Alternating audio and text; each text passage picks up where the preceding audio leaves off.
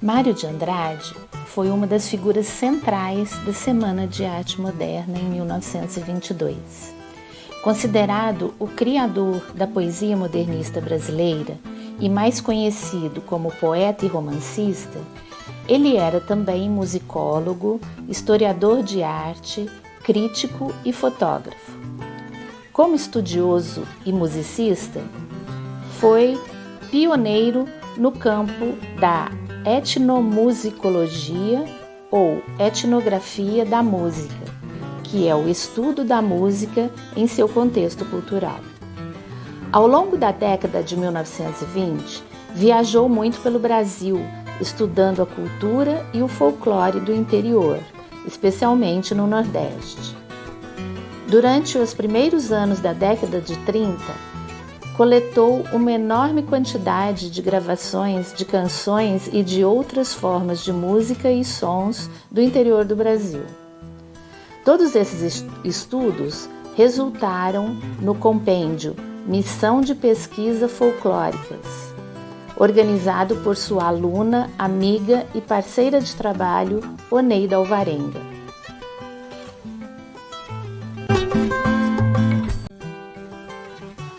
Foi no ano de 1931, por volta do dia 5 ou 6 de fevereiro, que Mário soube da existência de Oneida Alvarenga. Ela, por sua vez, já ouvira falar do famoso Mário de Andrade, provavelmente através de notícias literárias sobre os escândalos provocados pela Semana de Arte Moderna, publicadas no Jornal do Brasil, periódico que seu pai assinava na Pequena Varginha, em Minas Gerais, sua cidade natal. Quando ela mesma conta, no prefácio do livro Cartas, ao preparar-se para deixar Varginha e cursar música no Conservatório Dramático e Musical de São Paulo, suas primas, que já lá estudavam, a orientaram a optar pelo professor Mário de Andrade. Ao ouvir esse nome, lembrou-se de algo que leu e perguntou a elas se esse não era o tal poeta com fama de doido. As moças riram e lhe asseguraram que não era doido. Ao contrário, era extremamente culto, inteligente e bondoso, adorado por todos os alunos. Oneida encontra-se com Mário pela primeira vez, acompanhando sua prima à aula na residência do poeta, ocasião em que ele lhe pede que toque algo ao piano para avaliação e em seguida sentencia: Você tem jeito, mas está muito maltratadinha. Oneida assim descreve Mário. Além da cordialidade espontânea e alegre desse primeiro encontro, só me ficou uma recordação física de Mário. Um homem simpático, elegante, bem vestido, alto, careca, muito feio, a pele com um ocre embaçado e dono de uma voz de quem estivesse com uma batata quente na boca. Sei que os aspectos negativos daquela impressão física desapareceram em poucos dias. A feiura do bardo mestiço passou a ser um não bonito, simplesmente. Quanto à voz, meu ouvido deixou de sentir qualquer estranheza nela. Se o que havia de negativo na minha primeira impressão física de Mário se diluiu tão depressa em mim, foi porque depressa nos entendemos. Depressa nasceu entre nós uma excelente camaradagem, essa ainda convertida em amizade. Informado pela mãe da moça que ela era poeta também, Mário pediu para ver os poemas. Oneida não teve outra saída senão mostrar-lhe o rascunho engavetado de título Canções Perdidas, escrito poucos anos antes. A aprovação e o apoio do escritor transformou os poemas no único livro de poesias de Oneida, porém sob o título A Moça Boba, em referência ao modo como ela se chamava por causa de sua timidez. Oneida conta que este foi o momento que os ligou para sempre. Tinham agora em comum a música e a poesia. Foi a partir dos preparativos para a edição do livro que a troca de correspondências entre os dois se iniciou. Após sua formatura, Oneida foi convidada pelo poeta, então responsável pelo Departamento de Cultura de São Paulo, a dirigir a recém-criada Discoteca Pública Municipal. A convivência entre trabalho e amizade estabeleceu nos dois uma intimidade respeitosa, conforme conta Oneida nesse trecho do livro.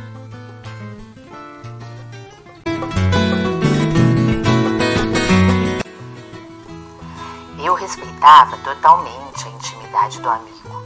Recebia seus comentários, o que ele me confiasse, e nem me ocorreria jamais mudar de maneira. Quantas oportunidades de bisbilhotar livremente eu perdi. Um dia, por exemplo, ele me contou que o seu Gomes, da Menina de Olhos no Fundo, conto de 1925, era ele. E a menina, quem era? Quase juro saber. Era talvez um caso que deixou fama e risadas entre as varginhenses e tricordianas, alunas dele, contemporâneas do sucesso. Mas você perguntou? Nem eu. Não ousei nada, nem sequer comentar a revelação feita em tom de quem me considerava já sabedora dela. Deve ter sido mesmo um sucesso pertencente à história conservatoriana. Segundo a escritora, nas cartas, Mário era ainda mais expansivo do que diante das pessoas. Escrevendo, ele era aberto e claro, fazendo análises minuciosas de si mesmo. Oneida, ao contrário, se dizia sempre muito objetiva e seca em suas cartas, consequência, segundo ela, de sua imensa timidez. Ela conta que Mário, por 2 vezes, reclamou disso. Em certa ocasião, disse a ela: Você e o Sérgio Millier são as pessoas mais secas que eu conheço. Carta de agradecimento de vocês até parece xingo. E em outra, não sei como uma pessoa de tamanha doçura interior pode ser exteriormente tão seca. em sua carta a Oneida, no dia 24 de agosto de 1940, Mário fala da amizade entre os dois. Hoje vamos de mãos dadas pela vida, você já mulher feita e completada em seu marido. Mas nada mais necessário do que, em nossas mãos dadas de amigos e companheiros, a persistência daquele sentido antigo em que, no mesmo gesto, em vez de mãos dadas, havia o eu dar a mão para você se guiar. No luxo das nossas relações humanas, há um sentido complexo, rico, de aspecto diverso, que ainda mais acaloram a nossa profunda amizade.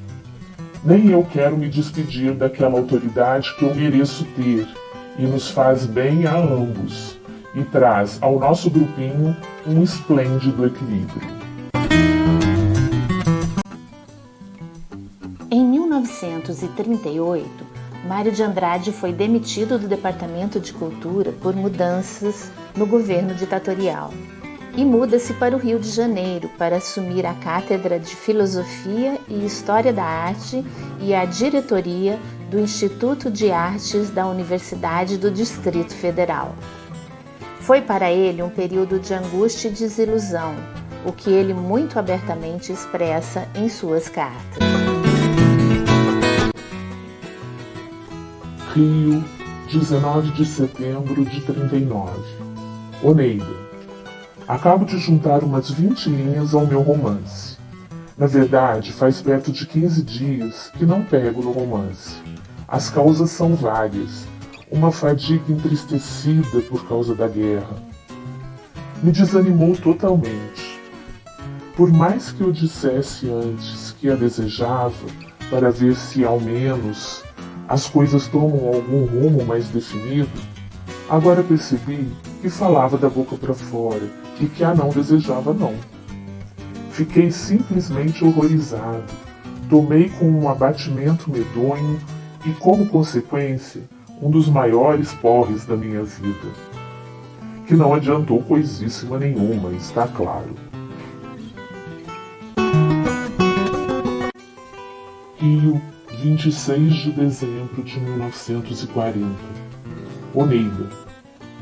É só nesse jeito desértico de passar o tempo, de gastar o tempo, de fazer com que o dia acabe pelo menos até o dia seguinte, que, arranjando só por arranjar os meus papéis, que encontro a sua carta não respondida em tempo. Tinha me esquecido completamente dela, do assunto, de discos, de construção da vida, qualquer vida, minha como dos outros. Estou atravessando uma das minhas maiores crises de desespero, de consciência da inutilidade, de pressa de viver o que não estou vivendo, enfim, uma coisa cruel, irrespirável, insuportável, uma angústia culminante que não posso descrever. Você me desculpe ter esquecido a sua consulta, mas nem ela, nem coisa nenhuma consegue me interessar no momento. Talvez que a destruição de tudo pudesse me dar um jeito de prazer, de interesse. Hecatombes monstruosos, desaparecimento completo de civilizações seriam pelo menos incêndios de Nero dignos da gente olhar. Como o homem é egoísta. Estou querendo tudo isso só por causa de mim, da minha vida insolúvel, da minha incompetência.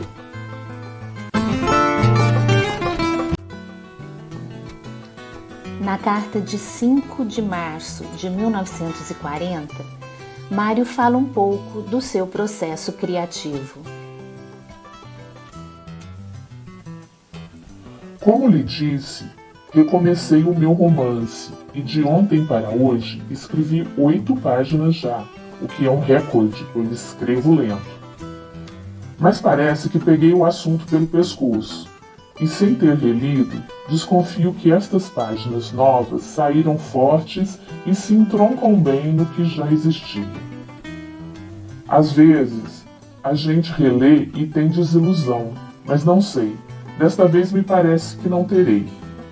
Estava num momento difícil como o diabo, que era descrever a situação de angústia e dúvida de um homem que vê, de repente, a mulher do amigo íntimo dar prova de que vai praticar um ato desonesto. Ora, esse homem, ao mesmo tempo que tem a mais nobre e verdadeira amizade por esse amigo, é um inquieto sexual, um femeeiro irredutível, e dentro da sua natureza espontaneamente boa, um safado de marca maior e prodigiosamente cínico. Não me iludo sobre o meu livro. Dirão que é uma dessas coisinhas de preocupaçõezinhas morais de 4 pessoinhas burguesas sem importância. É verdade. Se trata de uma análise desenvolvidíssima de 4 almas, as 2 masculinas conversíveis a tipos, as 2 femininas particulares, casos pessoais insolúveis. Mas me parece que sinto que tenho qualquer coisa ao dizer. Talvez me engane, mas não consigo verificar a nulidade do meu romance nem o meu engano.